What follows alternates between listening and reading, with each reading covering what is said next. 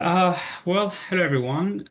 Today I'm going to be talking about such an important topic which has to do with relationship conflict.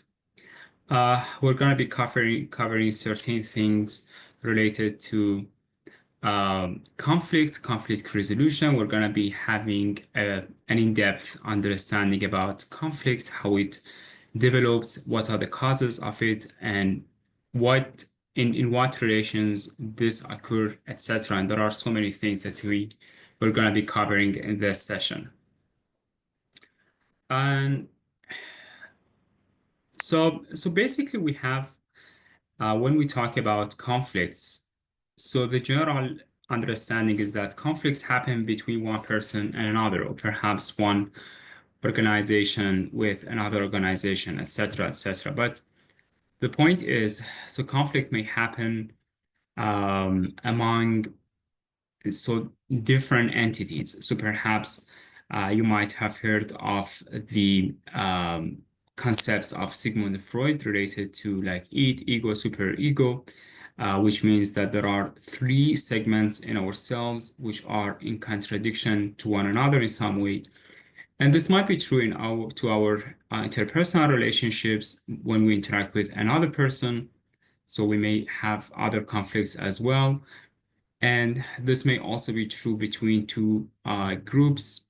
For instance, when um, two football teams may play with one another, they may compete for one goal, and the fact that the one team reaches a goal would be in contradiction to what the other team can achieve. So what I want to tell is that conflicts in broad terms can occur among different entities in society, and it also may occur in ourselves as human beings. It may also occur between nations. So you have seen so many conflicts, and we are still seeing different conflicts internationally. So we can see conflicts between countries. And the very interesting thing about conflict is that in many of the instances that we observe, like for example, when we see the conflicts in relationships, in interpersonal relationships, and when we compare those conflicts with what happens in the international level between two countries or few countries, we see some very significant overlap between these things. And so this might have very important and very interesting implications, which means that if we were able to deal with our own conflicts, with our interpersonal conflicts, with our intrapersonal conflicts, I mean, conflicts with ourselves, this might allow us to gain an idea about how to deal with international conflicts and other conflicts as well. Um, so I'm gonna go to the next um, screen. So basically, so let me get back to so how can I return to the previous, okay. Um, just a second. Okay, so basically when we talk specifically about the relationship conflicts, there are indeed different things that may give rise to these conflicts. Um, Well, is it possible that we have some interaction with one? I mean, is that possible that the participants have a conversation as well, or in general, is that something fine? Usually, yeah, you just do by yourself, and at the end they ask the questions. Okay. So yeah, Okay, so I'm gonna give some yeah. yeah. So when we talk about the interpersonal relationships, we generally and if we like given our presentation is specifically and exclusively about interpersonal relationships, we're going to be talking about the conflicts that happen and occur within these forms of relationships. And um, in a more specific way, I'd like to talk and focus on the romantic relationships that's established between two individuals, perhaps, and therefore the reasons why such conflicts occur between them. I have heard some reasons for such conflicts, and absolutely there are multiple others which may not be fitted within the scope of this presentation. So the first thing that I would like to talk about is the emotional mismatch, which is of crucial importance. So you might have heard of the concept of actually attachment style. It's a very well-established concept in psychology and psychological sciences and educational sciences as well. So attachment means the way individuals bond and form the relationships, and emotional mismatch would be actually the emotional part of those connections. So for example, so in broad terms, we have I think three kinds of emotional forms. One is the secure one, the secure emotional attachment. The other one is the anxious one, and the other one is avoidant. And one is also the mixed one. So in broad terms, we have four broad categories for connection and bonding. And so individuals actually can be categorized within these emotional categorizations, so to speak. So, and when we see individuals with different emotional bonding, in fact, this would have very important implication. So when, for example, someone with avoidant personality or avoidant attachment or conflict style deals and interacts with someone else who is with like anxious attachment style, what happens is that one person may try to avoid from interaction, and the other person tries to stick to the other person, tries to stick to the relationship, and he wants attention in most cases. So what happens is one person who is the avoidant person may feel like the other partner is somehow sticky, he's not respecting his boundaries, etc., etc. And the other person who is the anxious one might feel like he's not getting enough attention, he's being ignored, and he's being neglected.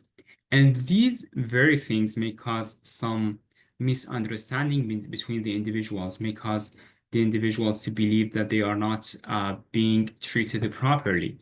And and this is extremely important. This is one of the most repeated reasons that we see in couples that they get into trouble, and they may have different conflicts with one another just because of the emotional mismatch that occurs between them. And in many cases, I tell my clients that, the point is that you don't have a problem and your partner perhaps doesn't have any problem as well. But the point is that you have some different ways of approaching one another. And this difference itself would actually cause a problem and is problematic.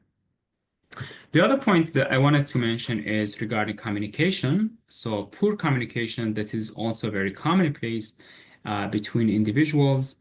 And and I think when it comes to poor communications, we can talk about two main things in this regard. The first one is that we don't communicate well, we don't communicate properly. And the other one is we don't communicate altogether. So, and if I were to um, rephrase this, I would say that we may have miscommunication with other people, and we may have missed communication, missed, ed at the end of miss. So, which means that in some cases, we don't deal with other people and communicate with other people in a proper way. And in other cases, we may avoid dealing with other people and may not tell people what we feel, what we behave, etc., etc. And I would also like to quote one very, very, very interesting quote from Khalil Gibran, who is a Lebanese philosopher and poet, who says that between what is meant but is not said and what is said but is not meant, much of love is lost. So in many cases, we may lose love when we don't communicate what we have inside, and in many cases, we lose love when we communicate something that we don't intend to say. So miscommunication and miscommunication are of crucial importance when it comes to conflicts. And the other point is concerning attitudinal mismatch, which has to do with the differences that individuals have regarding different things, regarding politics, regarding religion, regarding their values, regarding their philosophy of life, and regarding how to educate children, regarding what is appropriate to wear, what is appropriate to eat, and all those things have to do with our attitudes. And so, in fact, when these attitudes have significant differences, and these differences are the vaster, the more significant they are, the more likely it would be for conflicts to arise in such cases then. So, and this may also have very important implications for our marriages. So, it might be very commonplace. You might have heard of the fact that individuals of common background should and some sameness, some level of similarity should get into relationships. Because if there are very vast differences between individuals in terms of their attitudes, in terms of the way they see things in life, that would be actually problematic in their relationships, because that may cause some attitudinal mismatch between the partners.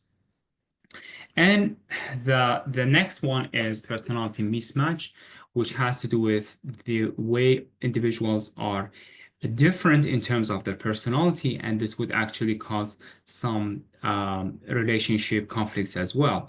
So let me give you an example. Individuals might be one person might be like too conscientious, but the other person may be, one person may be very conscientious, but the other person may be very loose in terms of conscientiousness. So he may not observe to the rules, to the ethics, to the moralities, etc. And what happens is perhaps one partner would be very dissatisfied with very, like he may be very reluctant to do immoral things, but the other person may be very loose, and therefore he may say, well, so let's do the immoral things despite the fact that they are immoral. And these personality differences may also cause some problems when it comes to when they enter two relationships. However, I would also mention that there are cases where the personality mismatches can be beneficial. So let me give you an example.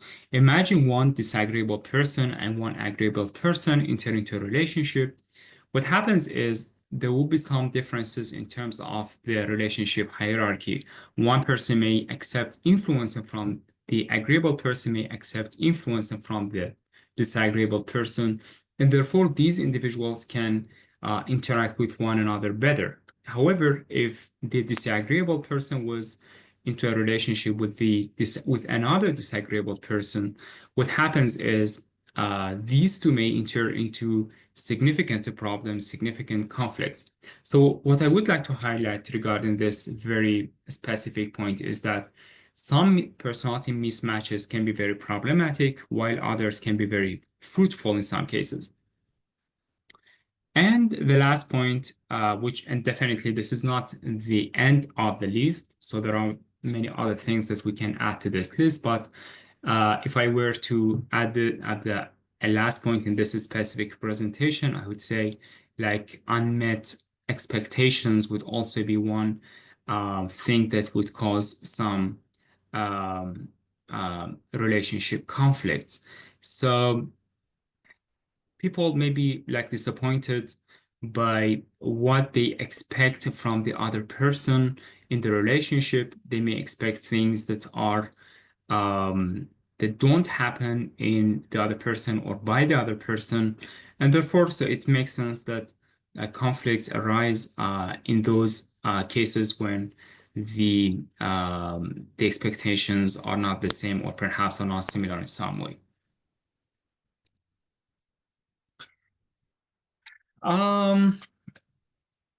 Okay, it might be very interesting for individuals to know that when we talk about conflicts and when we talk about the theme of different conflicts, so for example, if we were to ask different couples about their relationships and about why certain conflicts arose in their relationship, and what is the main subject of their conflicts, and even in certain cases, it may be the cause of divorce. We may be shocked that many of the conflicts that arise between couples are due to very, very trivial reasons. So you might have seen that individuals and couples may say that I disagreed about whether or not today to go to the cinema or not, and therefore we had a conflict about this, and we had a fight with one another, and a disaster occurred as a consequence. Or perhaps you might have seen individuals who say, well, every time I tell him be more clean, try to be more tidy, but he doesn't care, and therefore I got very angry and I fought him and the relation and we even might have reached a divorce.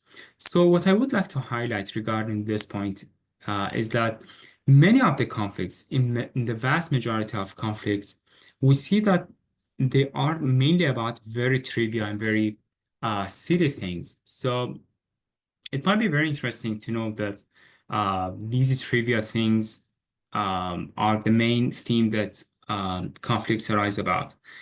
But the more important fact about conflict is that these very silly things are not the main reasons behind conflicts. In fact, there are many other things that happen and have happened in the past, which in turn are the main cause of the problem. So we have a very trivial thing here, and we have very important things in the background. And in the conflicts, when conflicts arise, in fact, these very important things that happen in the background and that exist in the background are triggered, and therefore the conflicts may arise, and people and partners and couples may get into trouble in the relationship.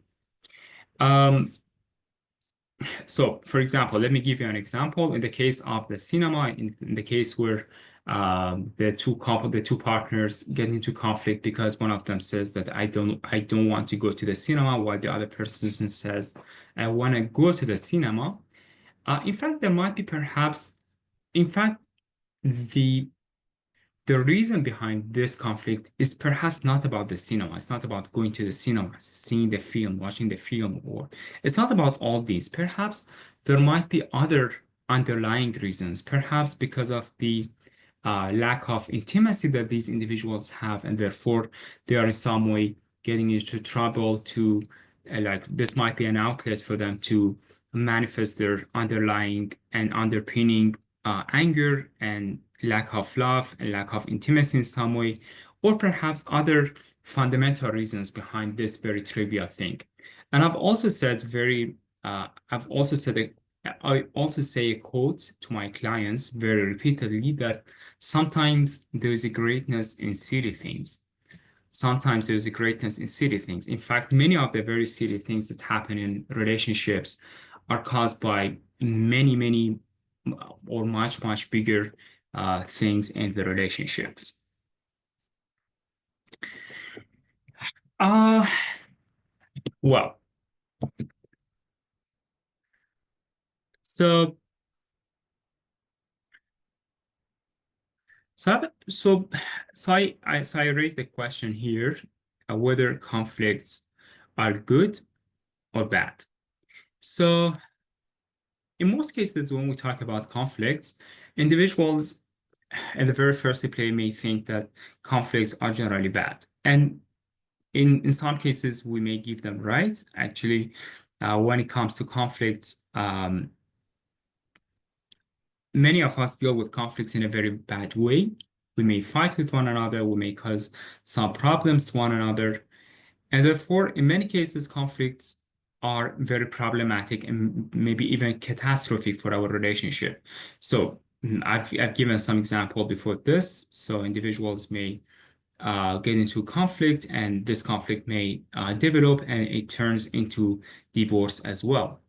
However, the point is conflicts are not necessarily something bad. They may even be, in some cases, something good.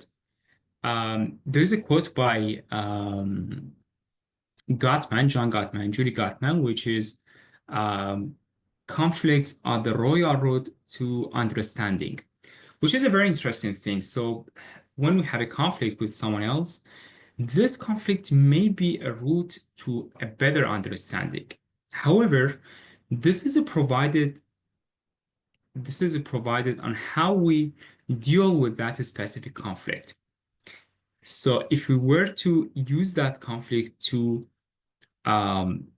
like hammer one another and try to destroy the other person, in that case, the conflict would be definitely damaging and sabotaging the relationship.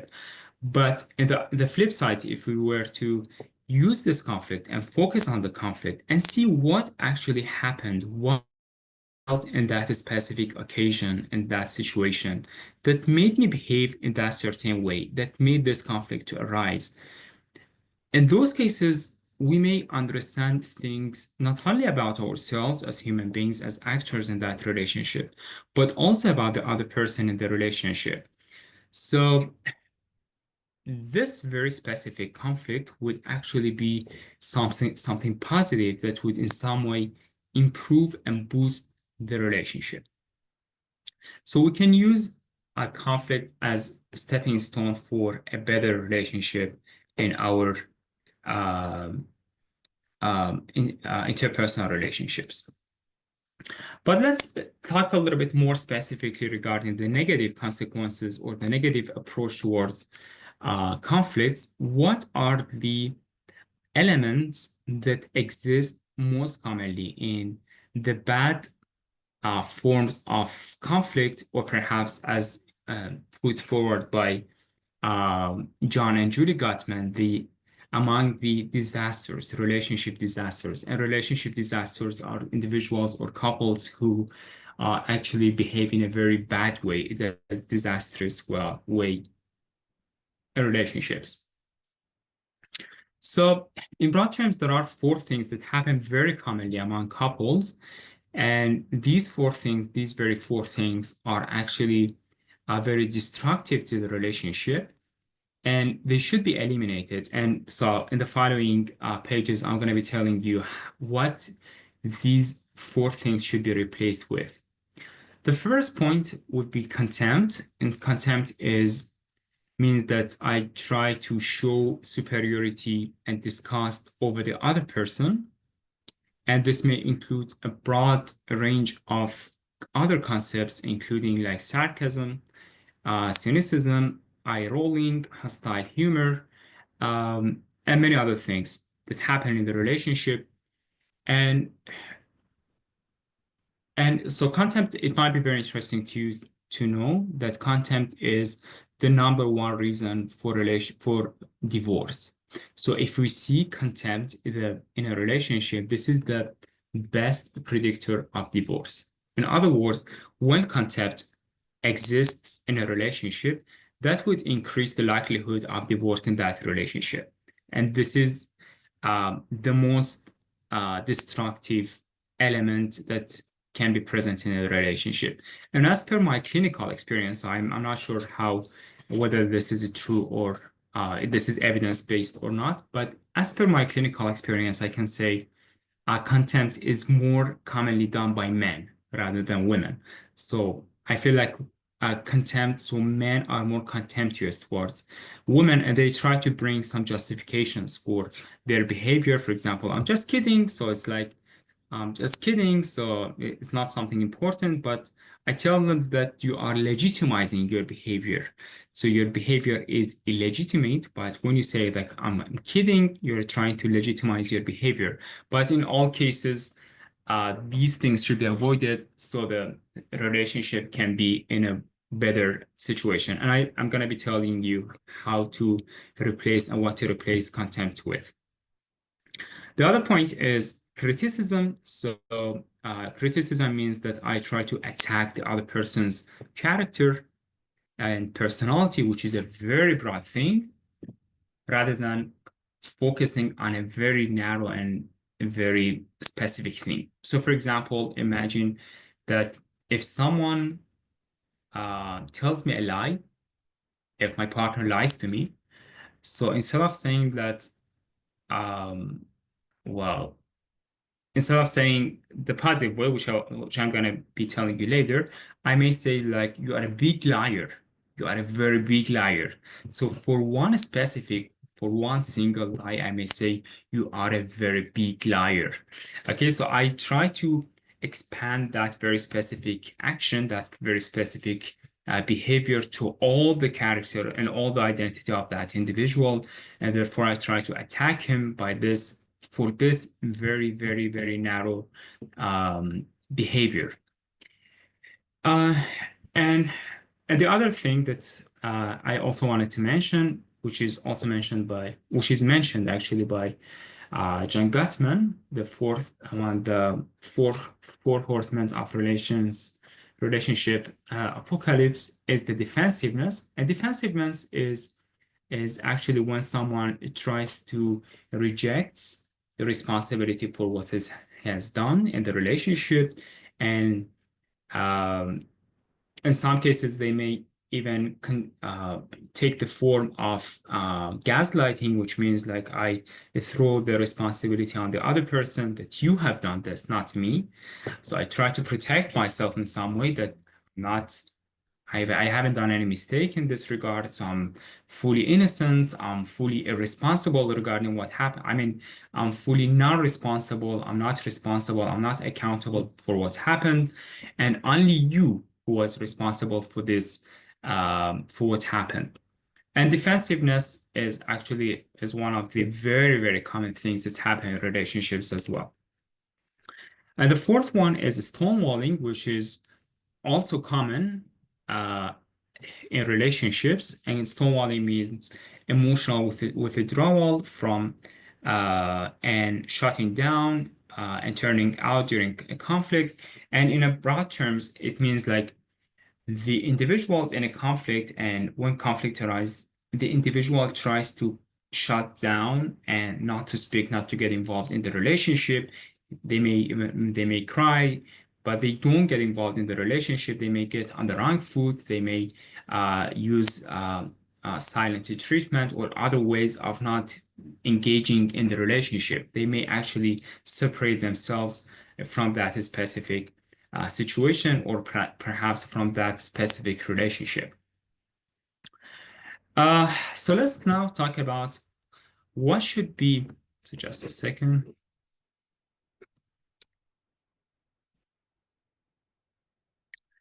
Okay, so if we were to talk about the antidotes of these four horsemen, we're gonna be saying the following. So the first one, which was contempt, which is the strongest predictor of relationship demise, and the antidote of this element is actually describing your feelings and needs in a very explicit and respectful way. So instead of, for example, saying, well, in a very sarcastic way, saying like, well, I dislike you, you are such a couch potato. Okay, I can say like, for example, um, mm, so when I see all these messy things in my home, I feel somewhat discomfortable or uncomfortable about this, and I wish that you could sort things in a proper way. So what I mean is that instead of pointing the finger to the other person and just mocking him or saying negative things about him and speaking to him in a very contemptuous way, we should talk about our own experience as observers in this relationship. So I felt like this, I need this in a very shortened way. I feel this, I need this. I feel this way, I need this way. I'd appreciate it if you do it this way. And regarding the other point, which is a criticism, the individuals actually, as I pointed out, individuals may expand their complaint or their criticism to the personality of the other person. They may be very attacking to the other person. They may be very harsh in their conversation. And what is recommended by Gottman in this regard is that try to speak in a very gentle way, and instead of criticizing the other person, try to complain about the problem. So instead of criticizing the other person, try to express your complaint in a very gentle way.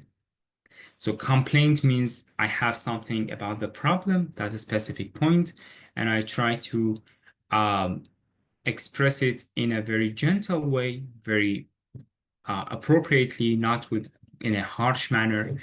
And complaint means that I'm talking about that specific behavior, not about the personality of that person or the personality of my partner. Another thing, which is defensiveness, as I pointed out, which has to do with ignoring the responsibility about myself and about my role in that specific situation. And the antidote for this element is self-soothing. So I try to I try to do some like muscle relaxation. I try to excuse me, regarding the defensiveness, I should accept the responsibility regarding what happened, even if part of the problem was caused by me. So if, for example, I get late for a certain appointment, instead of putting the blame on the other person, I try to accept that perhaps part of what happened was because of me, and therefore I try to assume responsibility for that thing that happened and say like, I'm sorry about that. I try to compensate what happened with this thing, and I try to do this and this in order for this not to happen in the future. So defensiveness should be replaced with responsibility. So the best recommendation that we can give individuals is try to assume responsibility when you are very defensive, and when something happens, try to assume responsibility instead of like putting the blame on the other person. And finally, we have stonewalling. Stonewalling means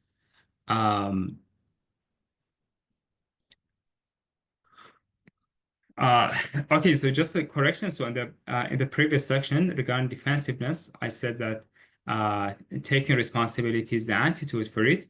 And defensiveness itself, as I pointed out in the previous section, means like I don't assume responsibility for what happened, and I try to throw the responsibility on the other person.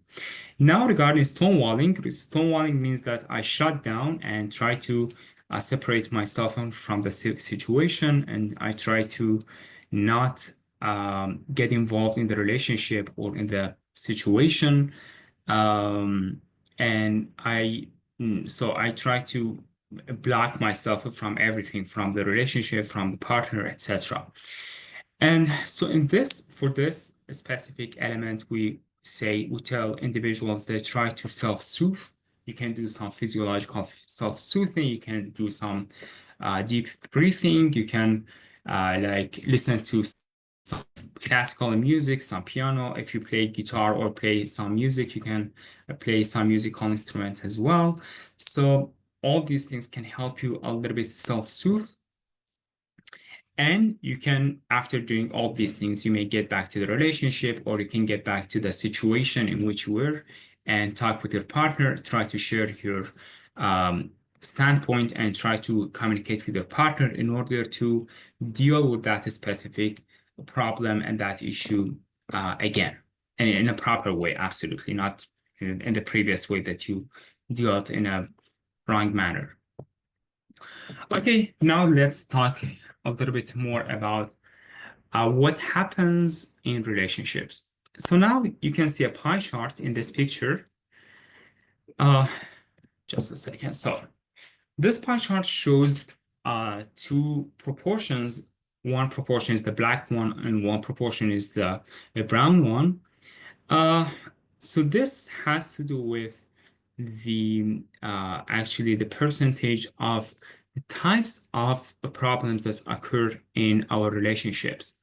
In other words, when we see different conflicts in relationships, we see that roughly speaking, 31% of the relationship of the problems that occur in relationships are solvable and they can be resolved in some way. So, for example, if the problem has to do with like not washing the clothes or not washing the dishes, and this perhaps happens only once or twice, it happens only occasionally. In these cases, we say that the problem that and the conflict is solvable. It's something that can be solved and it doesn't repeat again and again. But the sad reality, perhaps, is that these are only 31% of times. And in most cases, in other words, in 60 or 71, 69% of cases, our conflicts are perpetual, which means that they repeat and again and again. The way that my partner speaks to me, he speaks very harshly and he doesn't care about me. He doesn't listen to me properly. And these problems are called perpetual problems. And, and the sad reality are the majority of our problems are these ones, the problems that, and the conflicts that occur again and again and again and again. So yeah, so these conflicts are perpetual and happen very frequently in our relationships. So as I pointed out, like 60%, 69% of our problems cannot be solved, and therefore, what should happen in this situation is that instead of dealing with these conflicts, perpetual conflicts in a very bad way, and like fighting one another, being angry against one another, and being very hostile towards each other, we try to unfold these conflicts and try to understand them better and understand the reasons behind them. As I pointed out, that conflicts can be the roots towards better understanding of both ourselves and the other person. So if we behave with these very perpetual problems and conflicts in a proper way, and we try to unfold their underlying core, what happens is we will be seeing our partner and the situation in a more uh, accepting way. In other words, in that case, we'll be able to accept ourselves as an actor in that relationship, and we would also accept our partner as someone who is engaged in this relationship and perhaps has some role in what happens or what's happening in the relationship.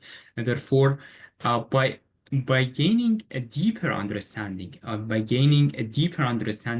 the underlying reasons of that conflict, we try to accept ourselves and accept the other person, and therefore we feel better. Despite the fact that that problem occurs again and again, we feel better about that issue. We try to interact with that relationship in a very um, um, like accepting manner.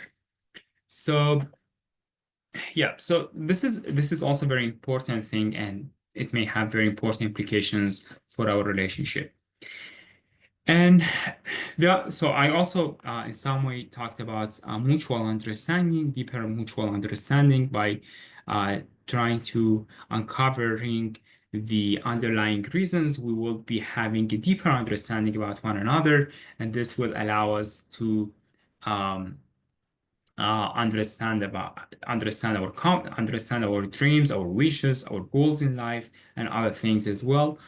And by so doing, we'll be able to uh, actually help the other person and help ourselves to understand what wishes and what dreams are underlying those conflicts. And by doing so, when we understand the underlying dreams and the underlying wishes that we have inside, this will allow us to actually reach a better condition in the relationship, which is to fulfill our own needs as individuals who are, I myself, as someone involved in this relationship, I will be able to fulfill my dreams.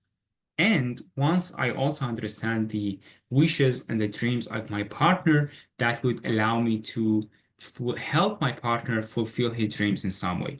Therefore, these perpetual problems, if dealt with properly, can be ways for individuals to understand the wishes, the dreams, the hopes of themselves, as well as those of others or those of their partner. And therefore, they help boost and realize and actualize those wishes and dreams, and among other things that I mentioned. Yes, so if we were to also talk about some very brief takeaways regarding this presentation, I would say that there are things that we can take away from this presentation. The first is, let's try to identify what horsemen exist in our relationship. Is that defensiveness? Are we defensive perhaps in the relationship? We always put the blame on the other person. We don't assume responsibility for what happened or what's happening in the relationship. And we try to change it with responsibility. Let's just try to be a bit more responsible in our relationships. And the other thing, perhaps if the relationship has some level of contempt, let's just try to change it with some personal expression of our feelings, our needs, and let's talk very respectfully and request very respectfully from the other person to change some things, perhaps, or perhaps to interact in a certain way, in a better way. And I also then covered the point of antidotes, which should be changed and replaced with the horsemen. So we should eliminate the horsemen and bring the antidotes to the relationship. And finally, I also talked about the perpetual problems as well as the solvable problems that happen in the relationship. And let's manage these perpetual problems in a proper way. And this absolutely may happen by a proper conversation, by a better understanding of ourselves as well as our partner.